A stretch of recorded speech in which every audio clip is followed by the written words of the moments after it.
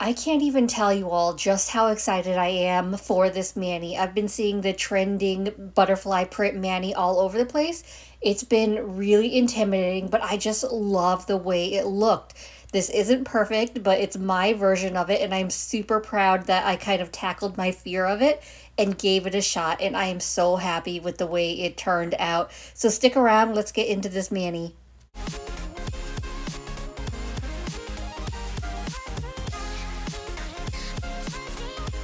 I'm going to do this mani press-on style because I wasn't sure what type of mess I would make trying to attempt this design, and I'd rather be safe rather than get a bunch of gel polish on my skin and risk an allergy. So before I start, I like to apply a layer of gel base. It's just my normal process when I'm working with gel polishes. It's probably not necessary for press-ons, more so on like your nails to give your gel polish something to adhere to, but I like to do base anyway, just because I feel like it gives the gel polish, it makes it apply more evenly and smoothly. So that's kind of why I do it. So I'm just going to quickly apply a thin layer to all these press-ons, and then I will cure it for 30 seconds before I get into my gel polish. But I will mention these tips are the BT Art Box. These are the short almonds. I think the color may be natural. I'll link them down below in the description. I get them off of Amazon, and I have been obsessed with these lately because I love that they're not clears, that I can wear them kind of by themselves if I'm feeling lazy, and it still gives me that little bit of color. So these have been my favorite lately, and especially the short almonds, I love the shape of them.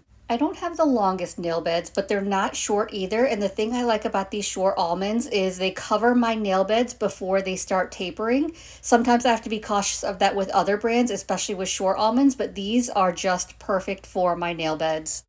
For the base color of my nails, I'm going to be using this grooming collection that I bought off of Zillabeau, and how cute is this packaging?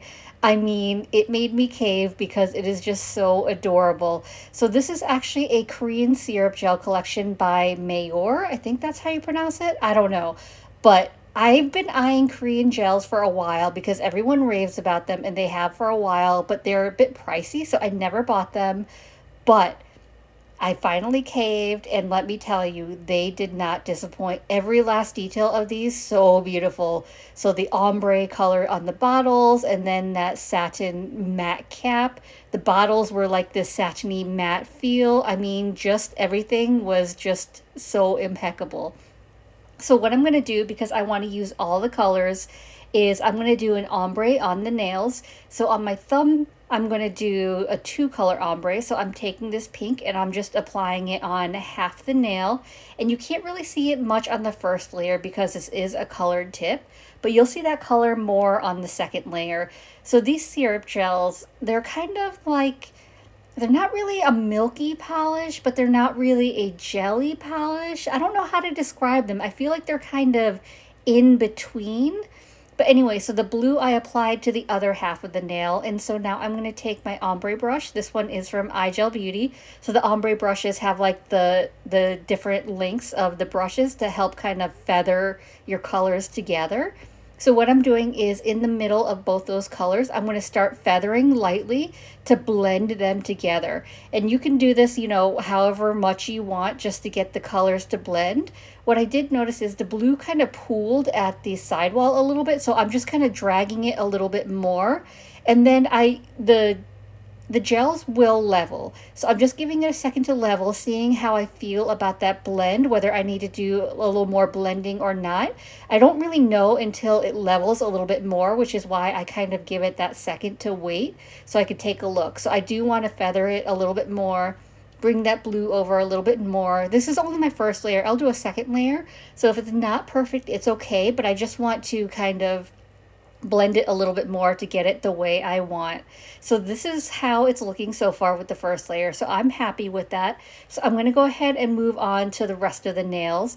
So the rest of the nails, I decided I want to use more color. So I'm going to do a 3-color ombre for the rest of the nails. So I'm going to use the last color I used for my previous nail and then 2 new colors and continue on like that. So the last color I used for my thumb was the blue. So for my index finger, I'm going to use the blue, the orange, and the green, if that makes sense. So I'm going to kind of apply it in thirds on my nail. I'm not overlapping the colors because I don't want to contaminate the brushes. So for the first third, I'm applying that blue, and then for next to it on the top of the nail, I'm going to apply a bit of that orange. I'm not going to overlap. And then on the bottom half of the nail is where I'll apply that green. So you can see kind of where I'm applying the colors. And then the same thing is I will take that ombre brush and then I will just start blending them together. So I'm just very lightly feathering where those colors meet to get them to blend. And so you don't want to have a heavy hand. You just kind of want to lightly feather, and don't forget to let it level so you can kind of see where the colors are blending, what adjustments you need to make, because it's kind of a trust the process, because before it levels, it looks very streaky and a little crazy. But once it settles, let me tell you, these colors are so beautiful. These gels were so easy to work with. And I should mention, in between my nails, I am wiping my ombre brush on a paper towel off to the side. So I'm not cleaning them in gel base or anything in between. I'm just giving them a little bit of a wipe on a paper towel, just that the colors aren't mixing as much together. But anyway, I'm going to finish doing the rest of my nails with the ombres, and you'll see me kind of incorporating the new colors in. I'm going to cure it for 30 seconds after I'm done, and then I will hop back on for my second layer.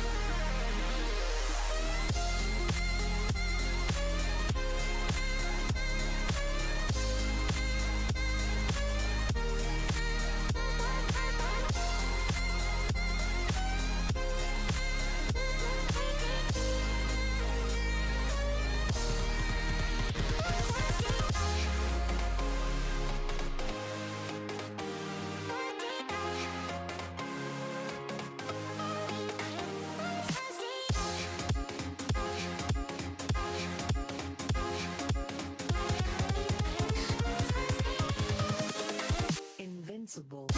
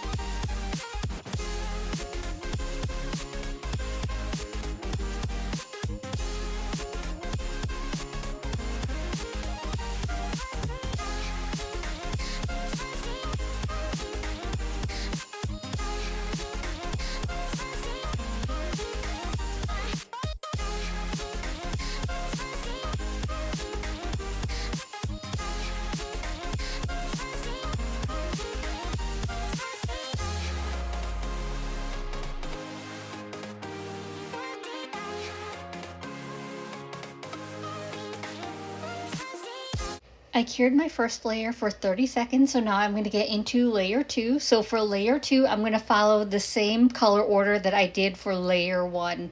So on my thumbnail, I'm going to be starting with that pink, and I'm going to apply that to the right half of the nail. So now you can really see that color pop because you couldn't really see it on the first layer. And then on the other half of the nail, I'm going to take the same blue and I'm going to apply that. And I'm not going to overlap the color. I just want to make sure that I'm covering that half of the nail. I will go in and apply a little more color just to make it a little more even. But once I've got those colors down, then I will start blending in using my ombre brush again. So taking that ombre brush, just very like light, quick motions. I'm just feathering side to side in the middle of the nail where those two colors meet, just to get them to blend together a little bit more. And this is actually the really fun part about working with gels, is doing this kind of ombre. Now, I don't like doing this. It works really well on press-ons, but I don't like doing it on my own nails because it can get a little bit messy. When, like, if you're feathering too much, you could feather and hit your skin. So I guess I could use like the silicone mask stuff that you can paint on your skin. But anyway, one of the many reasons I'm using press-ons is just to make it a little bit easier, because I'm doing the ombre and then I do make a little bit of a mess doing that butterfly print. So anyway, once I've got that ombre the way I like it, I'm going to continue on with the rest of the nails. Just letting, following the same color order that I did, and then ombreing with the brush. So while I continue on, I am curious on if you've tried Korean gels at all or not. So I don't know what it is. So I resisted Korean gels for a long time. I know, like, over a year now, they've been really popular. You've seen like really huge influencers who've gotten super into Korean gels, and I loved watching it, and I was always curious. But they're a little bit pricier, so I didn't really want to cave and buy them, because I was like, they're just gels, right? Like, what's so special about them? Even though they're made in Korea, they're just gels. So I tried these though because of the packaging, and let me tell you, I don't know what it is, but these are just a whole different experience to other gels. I don't even know how to describe it. And I don't know if it's because it's a Korean gel or if it's because a syrup gel formula. I don't know what it is because I haven't tried any other Korean gels, but these were just so easy to work with, and the consistency, I don't even know how to explain it. Just so beautiful. It kind of makes me want to try more Korean gels, but my husband might kill me if I buy some more gels because that's the last thing I need. But these were just so good to work with. So let me know down below in the comments if you've worked with Korean gels before. What's your experience? Did you work with regular Korean gels, or was it the syrup gel formula? I want to know like what others' experiences are with these types of gels, and it'll kind of let me know whether I need more or not.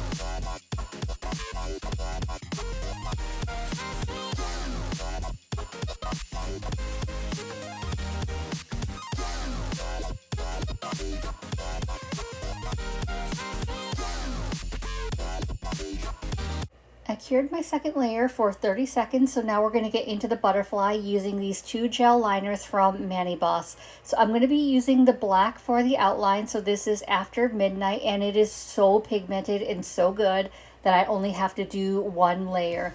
So I'm starting at the corner cuticle area of the nail, and I'm drawing downwards towards the center, and I'm drawing kind of like a teardrop shape, which is going to be that first wing. So everything's going to start at that corner of the nail. So I'm just making sure that I've got everything well covered. So I'm just going to outline it a little bit more, make sure that I've got that nice pigmented black color, because like I said, I'm only going to do that one layer. And then from that, I'm going to draw additional wings right next to it. So on that side, I'm going to make sure that I'm starting from that edge, and then I'm going to draw same thing from the corner of the cuticle area down towards the center of the nail, towards that free edge, and draw that kind of teardrop wing shape. And then the other corner, I'm going to draw maybe a shorter wing, but starting from that cuticle area edge as well. And then I'm trying to figure out what I want to do next, because I watched so many reels on this, watching the process, trying to make sense of like how I was going to do this. It's definitely a trust the process, because it looked easy, but in my head, I couldn't get it down. So it did take me a few tries, but I decided from these three wings, I would draw some additional wings because I felt like it wasn't covering enough of the nail. So underneath those wings, I'm going to start drawing a few more wings, starting, but the same kind of process of drawing like that teardrop shape. And then in between the wings is where I'll fill in. So I don't want like the blank space. I'll actually fill it in using the black. So you can see here underneath those two, kind of in between them, is where I'll draw another wing coming out of that. So it's not going to go all the way to my cuticle area where I started with the first set, but it's going to start like in between those two wings, just to create more wings, more kind of butterfly type wing look. I don't know. You tell me if it actually looks like a butterfly wing or not, because I was super proud of these. I showed my husband and he had no idea what I did. He was like, "Oh, that looks cool," but did not know it was a butterfly. So I tried. Anyway, so in between the wings, I want to make sure they're well defined. So that's where I'm filling in the space with the black. So I'm using the After Midnight. I'm filling it in. And because these are gel liners, they are a little bit thicker. I want to make sure they're not too thick. So I try to keep my layers thin, because if your gel polish is too thick, it will wrinkle in the lamp, which will kind of ruin the look of it. So I want to make sure that I've got enough pigment, I've got enough coverage, but my gel layers aren't too thick, or else it won't be able to cure properly. And I don't want any uncured gel. I don't want any wrinkling. So if you have problems with wrinkling, try thinner layers of polish. So generally I don't even use the liners for like filling in spaces. I usually use regular gel polish, and I usually only use the liners for lines. But I had this out and it ended up being okay, but I just have to be careful. And the other thing I want to do is, which it kind of happens naturally when I'm filling in the spaces, creating that look, but I also want to make sure that the whole perimeter outline of the nail is covered.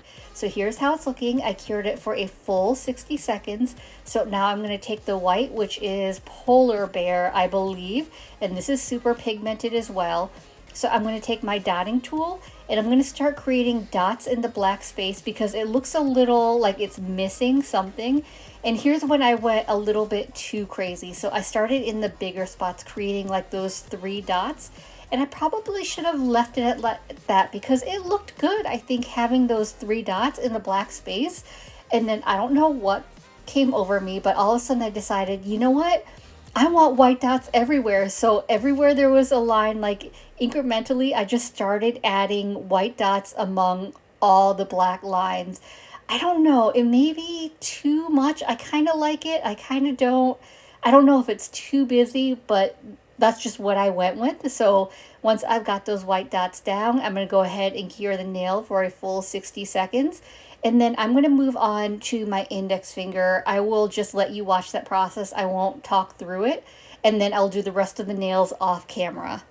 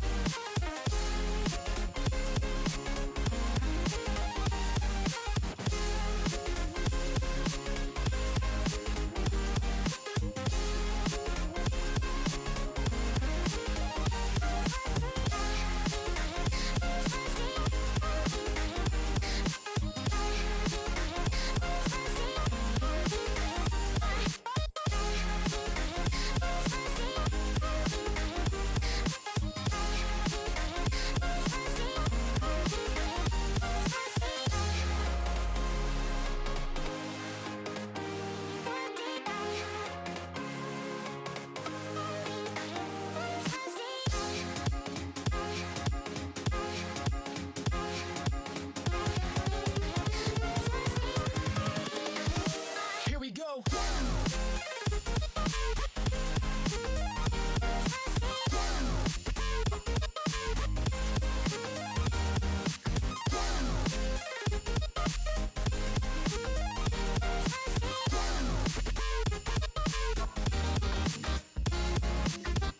After I finish the rest of my nail designs off camera, I'm now ready to get into my top coat. So I'll be using my iGel Beauty No Cleanse Gel Top Coat, which is one of my favorite gel top coats to use. I love it because it is super shiny and it's durable. So I can wear it for quite a while and it doesn't lose its dullness. It stays super shiny. I don't have any issues with any cracking or peeling, and I just like the consistency of it. So it's on the little bit of the thinner side. It's not a super thick gel top coat, but I kind of like that. But it's not so thin that it's runny for me. But even though it's on the thinner side, I'll say I don't feel any texture on this design. So it covers up that butterfly wing design without leaving any texture, because I know the texture would bug me. So I'm just going to apply this to all the nails. I will turn the stand upside down for about 10 seconds just to make sure everything is fully level, because I want to make sure everything is smooth and even. And then I will give it a cure in my lamp for a full 60 seconds.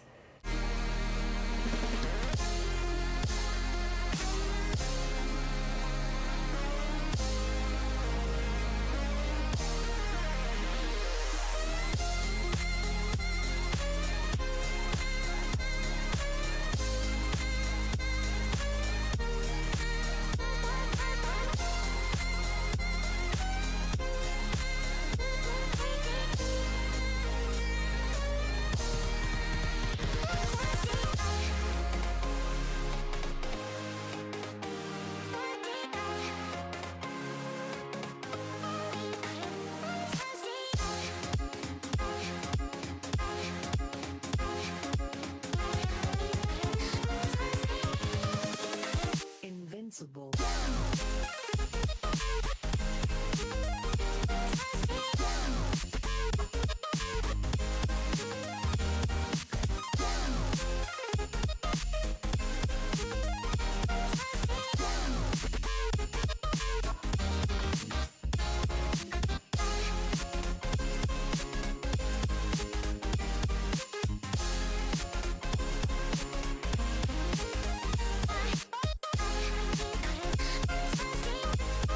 I applied my press-ons off camera, but of course you know I have to finish off every mani with my cuticle oil. So this is my Skills of Mermaid cuticle oil in the set You Make My Heart Flutter, because I thought it went perfectly with the theme of this mani.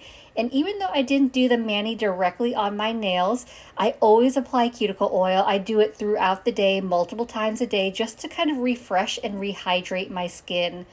So here's the final look. It's not perfect. I'm still, I think, a little bothered by I did too many white dots. But overall, I'm super happy with the way this turned out. And I'm just really proud of myself for actually tackling it, because this was super intimidating for me. And I wanted to kind of like overcome my fear and give it a shot. And while it's not perfect, I am happy with the way it turned out. So I hope this video is helpful. I hope you enjoyed it. And if you did, I'd appreciate if you gave this video a thumbs up. It lets me know to continue creating content like this, and it also helps YouTube recommend me to others, which helps grow my channel. And if you haven't already, please consider subscribing. I upload content every Monday and Thursday at 9:30 a.m. Eastern Standard Time. As always, I appreciate you being here. Thank you so much for watching, and I will see you in the next one. Bye.